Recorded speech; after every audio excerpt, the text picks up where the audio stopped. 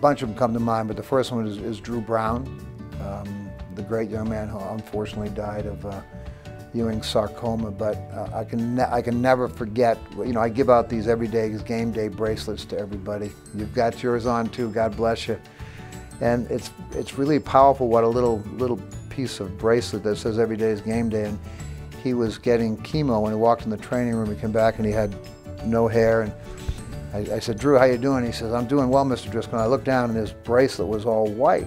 And I said, oh, you're still wearing it? He goes, yeah, this is the mantra in which I go every week for my chemotherapy. And he says, it's really working because I treat it like it's game day.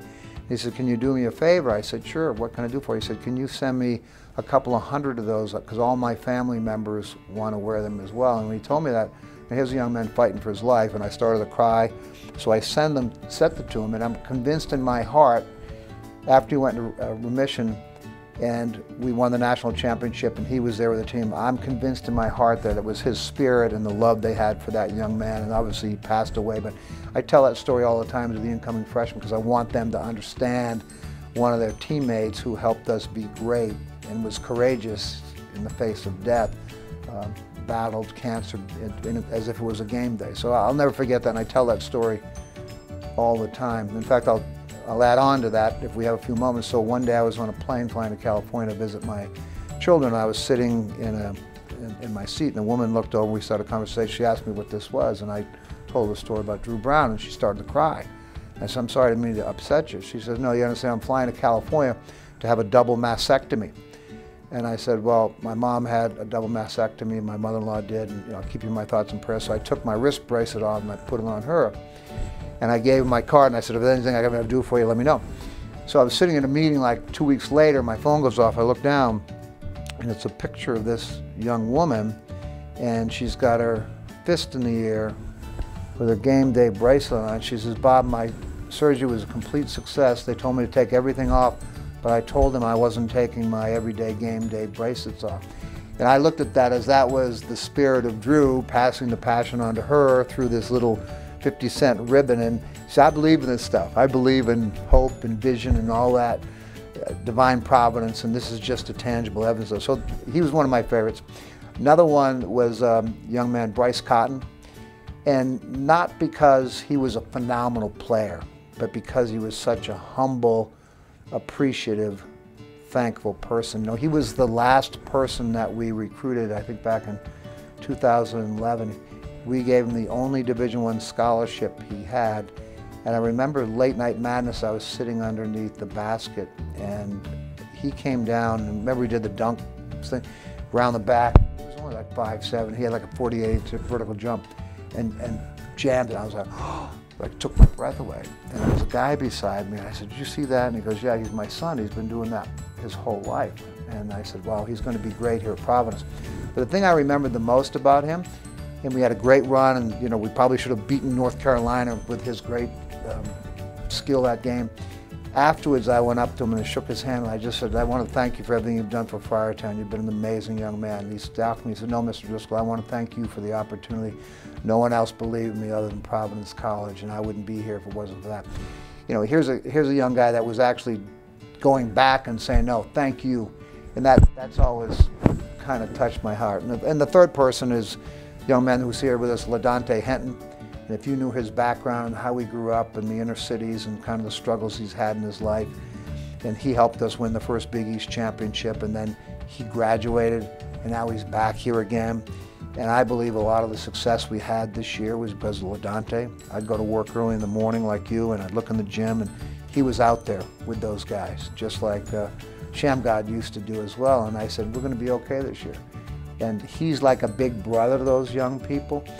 But if there's any proof that Friartown has impacts on people's lives, you just have to look at those young people. And now he's got a beautiful daughter, he's married, and he was going to be a head coach someday. And he's back here helping the legacy grow and build. So those are three people that come to mind, but there's a whole bunch of other ones. And yeah, it's a pretty special place. I received the nicest gift I've ever received in my life is a bound booklet of thank you notes from every single student athlete here at Providence College that they presented to me. And when I opened it, I started to cry because they literally wrote thank you notes. The funny thing about it was that The hockey players took an 8.5 piece of paper and ripped it off and wrote a little note. The women were doing pictures and beautiful handwriting. You can really see the difference in terms of detail. But the fact that they took the time to write it, that'll be on my coffee table for the rest of my life.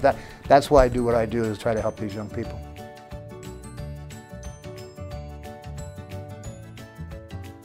Yeah, it already has changed college sports. It's free agency, but it's a bidding war out there. And you know, the big football schools have the money.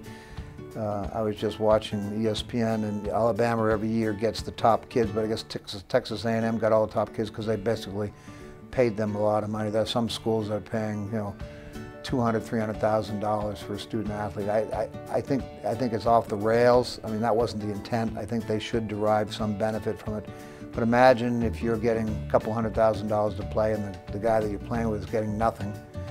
What's the interaction in terms of collectively team and so forth? So I'm hoping that there'll be some national legislation that'll get it under control, because the kids are going to get used in this process. It's going to be the agents, the people out there putting the deals together. We've got to find a way to compete. We're going to have to put a collective together to allow us to do some of those things, because you know, you're going to lose some really good players. I still think there's a lot of good players out there that you're not going to have to do that for to a large extent.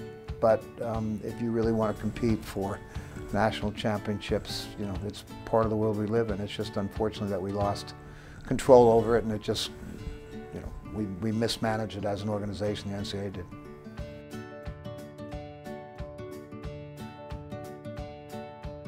You know, I really don't. You know, we've got the Title IX issue, and our prong that we look at is participation levels, and we've managed that. We've put caps on what the women could do versus the men, and add some men to add some. But one option is to add another women's sport. Another option is to just require the coaches to, on the women's side, to have more walk-ons and so forth. The challenge we have, resources are always going to be tight, particularly with the NLI right now. So if you add another sport, so the logical one people talk about is lacrosse, but then you're going to have field usage issues, you're going to have training room issues, you're going to have strength and conditioning issues, you know, the infrastructural stuff that we're challenged now to kind of balance the budgets around. So I don't see it coming in any near future, because I think we have what we have. We have many programs that are underfunded right now. We have some programs that are non-scholarship programs, so they're almost like Division III in some respects, going against people who compete them. I'd rather fully fund those programs than add kind of another sport. You know, the politics of it is you know, I get emails all the time, and Steve gets them all the time, about bringing baseball back. As a baseball player and coach, I love baseball, but you know, that's tens of millions of dollars to try to do something like that. And if you do that, then you got to add a women's sports, which keeps rising the cost to run it. So I think we have the numbers that we have, so I wouldn't be a proponent of that right now.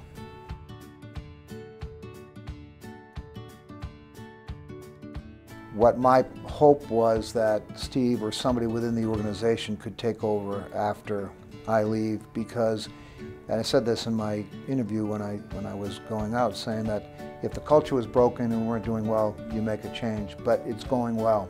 This continuity from the top down. The coaches have great faith in Steve and Jill and the leadership team, so I think Steve's going to do a really, really good job. He's a Providence graduate. He's worked at my side for 16 years. He's a compassionate, hard-working guy, and fundraising is a big part of the success we've had here, and I'm going to continue to coach him as we move forward. So I think we have the opportunity to not only sustain it, but build on it, given the success of basketball this year as well. I think it got us to another level, given what's happened at the Dunk, and that's the driver around it. So I'm really proud of the people and the culture, and it's why people choose to stay here, because people love the place. We're the smallest school competing in the biggest two conferences, powerful conference of the nation, so it's about people at the end of the day, and to keep good people around here, and Steve's one of those folks, I think we're going to be in really good shape.